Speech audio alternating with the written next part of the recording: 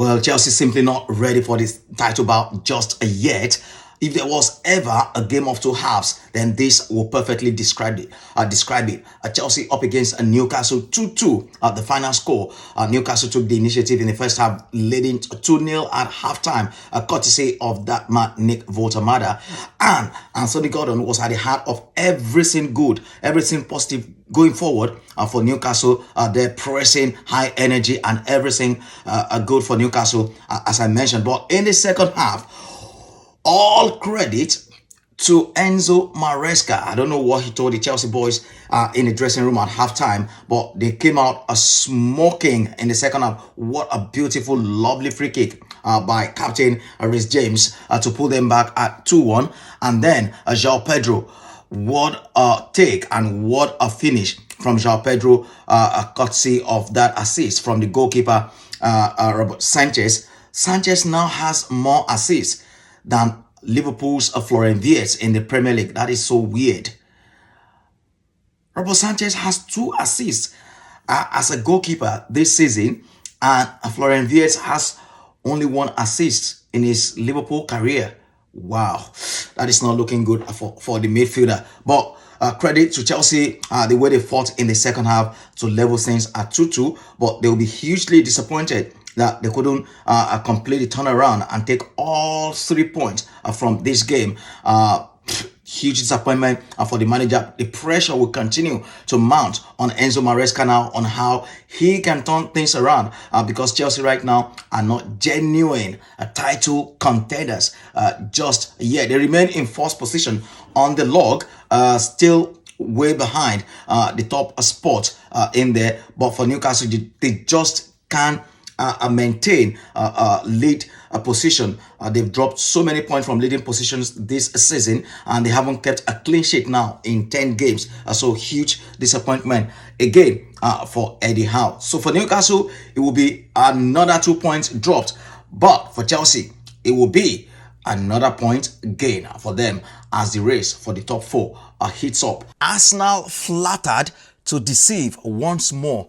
I just don't see how they will continue to struggle to beat teams like this, and then they expect to be crowned Premier League champions.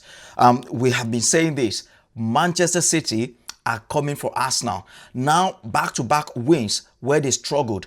Today, for me, I don't think Arsenal deserved to win that game against Everton.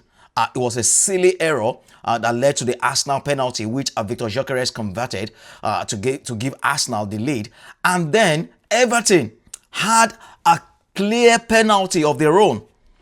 A clear penalty. I don't know what that referee was thinking of, or the VAR. Perhaps all of them were Arsenal fans today. That was a clear penalty for Everton that should have made it 1-1. David Moyes was furious from the touchline. So Arsenal, now another Oriyomi win. Another Oriyomi win again today against Everton. Then in their last game, I think that was against Wolves, where Wolves scored all 3 goals as Arsenal won 2-1.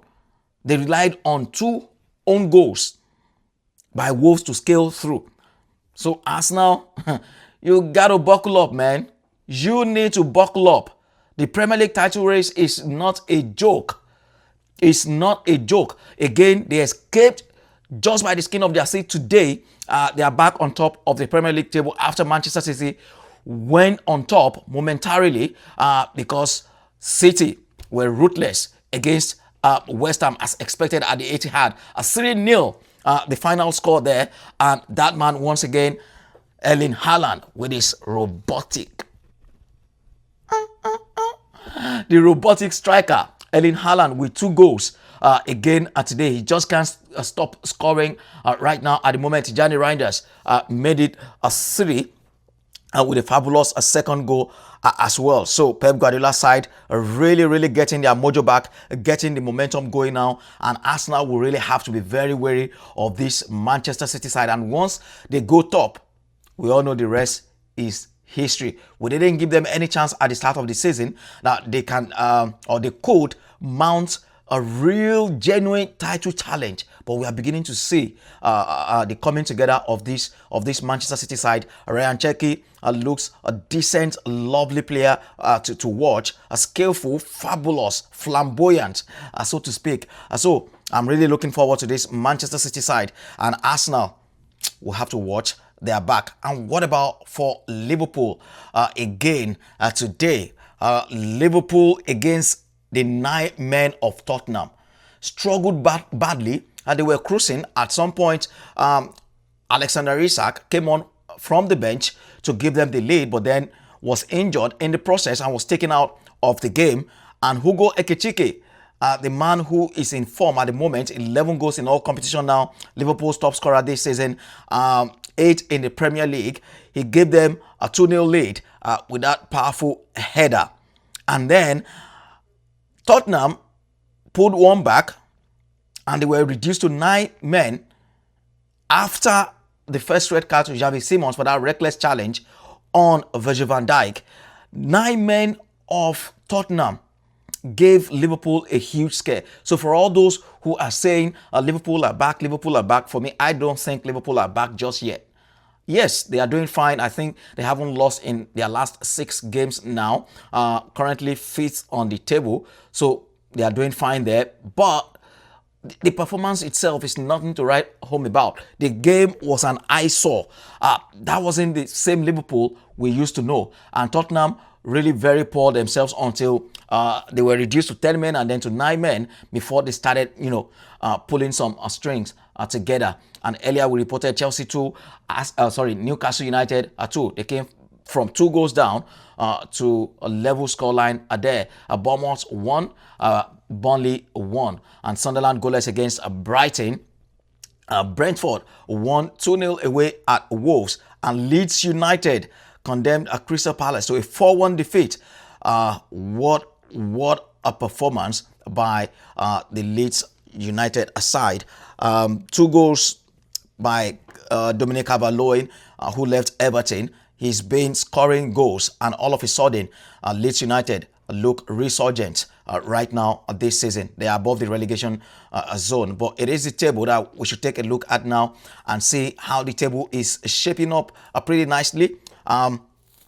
Well, Arsenal are back on top on 39 points, 2 points above Manchester City. Anything but a win today would have condemned them to 2nd spot. But the Man City juggernaut gradually gathering momentum as we speak. And Aston Villa who play tomorrow against Man United. I still don't see how Man United would get a point from that game anyway. So Aston Villa expect them to beat Man United tomorrow. They are currently 3rd on 33 points from 16 games, and Chelsea remain 4th despite that 2-2 draw against Newcastle and Liverpool now.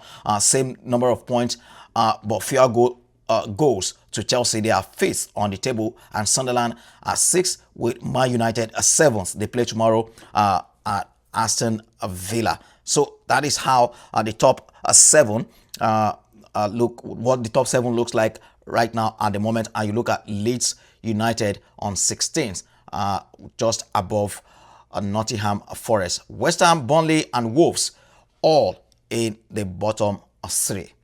Well, those are your Premier League updates for this weekend then. And what about, let's quickly make a stop at the Spanish La Liga. Real Madrid, Jude Bellingham was unsung, and Kylian Mbappe record equaling goal, 59 calendar goals now. He's equaled Cristiano Ronaldo's record for Real Madrid. He got the 2nd goal for Real Madrid from the penalty spot as they beat Sevilla 2-0 at the Bernabeu. So they remain 2nd, just a point behind Barcelona, who play, of course, later tomorrow. So that's the update from La Liga. Osasuna defeated Deportivo Alaves. Levante 1-1 against Real Sociedad, and Real Oviedo goalless against Celta Vigo. What about in the Bundesliga?